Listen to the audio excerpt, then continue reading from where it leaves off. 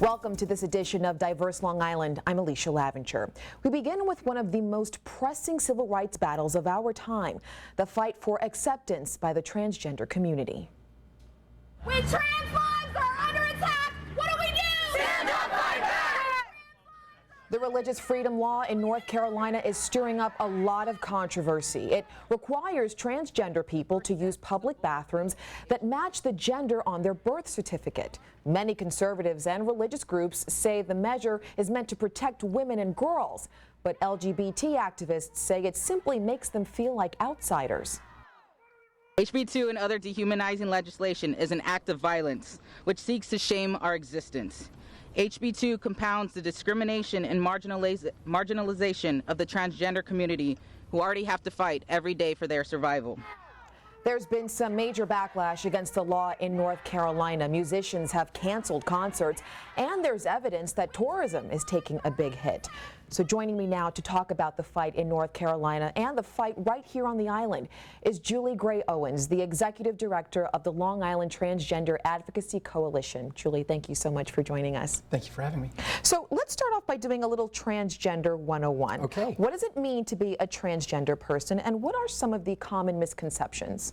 Very good. Well, a transgender person, actually what I like to do is, I usually like to say, instead of before we talk about people like me, we talk about people like you. Okay. A cisgender person, which is what you are, is a person whose gender that they're given at birth matches the internal gender that they have inside them. Okay. A transgender person is just exactly the opposite. We're given a sex at birth, but that doesn't match up with the gender that we have internally inside of us. Okay, so what are some of the common misconceptions as far as your experience? Well, there's a whole bunch of different things. I mean, usually the first thing that people will say is it's all about men in dresses. Okay. Which of course has birthed this thing from the truth. This is not a life that we choose. Both the American Medical Association, the American Psychiatric Association, all these medical groups all support the fact that transgender people have a change in their brain that does not match the gender that they're given at birth. So, you know, we're constantly fighting that thing that it's a choice or a lifestyle, when in reality, it's just who we are. Okay. Let's talk a little bit about the North Carolina law. HB 2 essentially would ban you from using the women's restroom in that state. Right. What does that mean for you? I won't be visiting North Carolina anytime soon. But seriously, the reality is that we're going to use the bathroom that's safest for us. If I should go into a men's room looking like this, there's a very good likelihood that there will be an act of violence against me. So I'm going to continue to use the ladies' room. Okay. With that, I want to play a quick clip from Republican Ted Cruz. Let's listen in. Look, and it's basic common sense that grown adult men, strangers, should not be alone in the bathroom with little girls. As the father of 2 daughters, I know, and anyone with any common sense knows, that's a terrible idea. Now, Ted Cruz's view is similar to a lot of conservatives. Do you feel he has a legitimate concern? Well, I would say that his point about cisgender men being in a bathroom with little girls is probably a bad idea. But here's the point, and notice that I said it was a cisgender male. A transgender woman, there are no reports of any kind of violence that transgender people do to other people. The reality is that there's constant violence against us, and that's really where the problem is.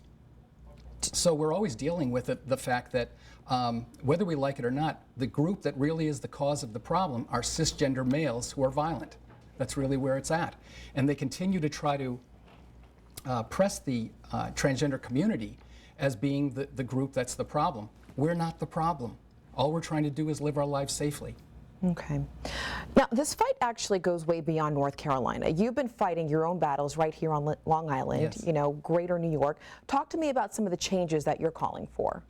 Well, just here locally in Nassau County, we still do not have a law that protects transgender people clearly and openly, making sure that people understand that transgender people are not a disposable culture, a disposable group of people. Across the state, we do not have protections as gays and lesbians have. We were never put in the bill back in 2002, 2003 which was the Sexual Orientation Non-Discrimination Act.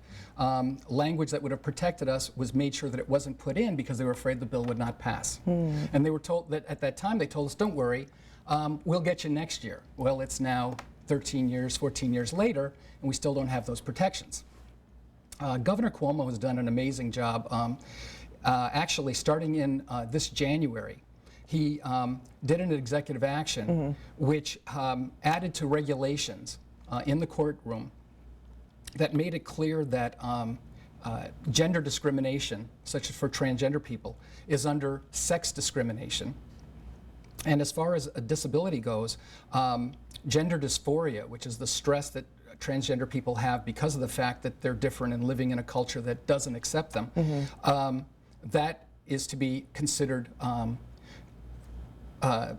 disability. Okay. So those are two very powerful things in the courtroom which help us, but we still do not have a law clearly stating that we should be protected as a protected class. The fight continues. I want to bring in a Hofstra News 12 poll where we asked Long Islanders to weigh in on a specific question. Do you think transgender people should be allowed to use the public bathrooms of the sex they identify with? Now, here are the numbers. Nearly 62% of people said yes, they should. About 22% said no, and around 16% were undecided. What do you think about those numbers? I was thrilled, to be perfectly honest with you. I mean, 62% is a wonderful number.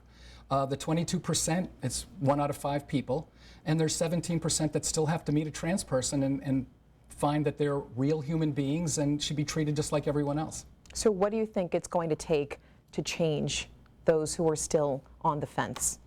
I think that you have to look at the transgender community work that's being done as something that maybe gays and lesbians faced maybe 20 years ago. So we have a long way to go yet. But our work is making sure that we are visible, making sure that people get to know who we are. You know, a program like today is a wonderful opportunity for people to see that we're just human beings. You know, we're not these evil people or anything like that. We're just trying to live a life, as all of us are, here on Long Island, a safe and a happy one.